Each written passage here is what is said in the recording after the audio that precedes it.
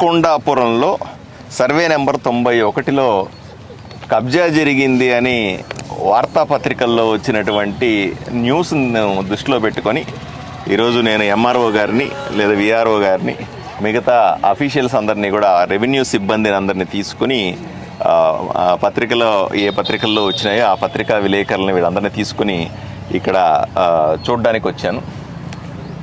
ఇది మీకు స్పష్టంగా కనపడతా ఉంది. ఇది హైవేకి ఆనుకొనే ఉన్నటువంటి 78 సెంట్లు ఇక్కడ కబ్జాకు గురి అయిందని, దీన్ని సహస్ర అనే ఒక రియల్ ఎస్టేట్ వెంచర్గా వేసి దాన్ని పాంప్లెట్లు విడుదల చేసి ఫోన్ నెంబర్లతో సహా ఇది అమ్మకానికి పెట్టారు. కొంతమంది అమ్మేశారు, మిగతా వాళ్ళకి అమ్మడానికి ప్రయత్నం చేస్తున్నారన్నది సమాచారం.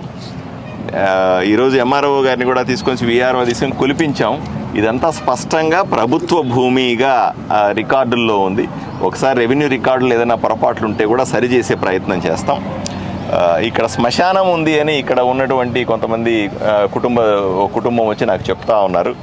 ఎప్పుడో మేము ఇక్కడికి వలస వచ్చామండి, ఇక్కడ కుటుంబం ఇక్కడ శ్మశానంగా వాడుకుంటున్నాము దీన్ని అనే విషయాన్ని కూడా వాళ్ళు చెప్తా ఉన్నారు. ఏది ఏమైనప్పటికీ కూడా ఇటువంటి పనులు జరగకూడదని నేను కోరుకుంటా ఉన్నాను. ఆదోని ప్రజలకి, కర్నూలు జిల్లా ప్రజలకు చాలా స్పష్టంగా నేను చెప్తా ఉన్నాను. వాళ్ళని వీళ్ళని కాదని చెప్పి నాకు ఓటేసి నన్ను ఎమ్మెల్యేగా గెలిపించింది ఈ కబ్జాలు ఆపుతానో లేకపోతే ఆక్రమణలు ఆపుతానో తప్పుడు పనులు ఆపుతాననే ఏకైక కారణం చేత నన్ను ఎమ్మెల్యే చేశారు. నాకు ఆ బాధ్యత ఉంది. నేను ఎమ్మెల్యే అయిన తర్వాత కూడా చాలా స్పష్టంగా చెప్పాను, ఎక్కడన్నా పొరపాటు చేస్తే అక్కడికి వెళ్తా ఉన్నాను, వాళ్లకు హెచ్చరిక చేస్తూ ఉన్నాను. ఎవరికి సంబంధించిన సమస్య ఉన్నా సరే ఎప్పటికప్పుడు వాళ్ళని కలిసి సమస్యలు తీర్చే ప్రయత్నం చేస్తూ ఉన్నాను.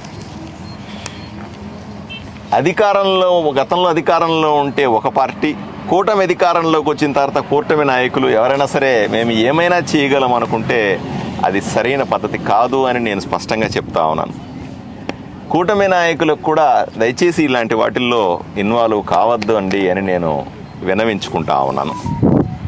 ప్రజలకు ఏ హామీ ఇచ్చైతే మనం అధికారంలోకి వచ్చామో ఆ హామీని నిలబెట్టుకోవాల్సిన బాధ్యత మన మీద, అందరి మీద ఉంటుంది.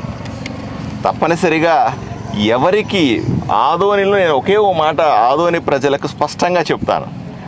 ఆదోని ప్రజలు సంతోషంగా ఉండండి. మీ ఆస్తులకు పూర్తి బాధ్యుడను నేనే.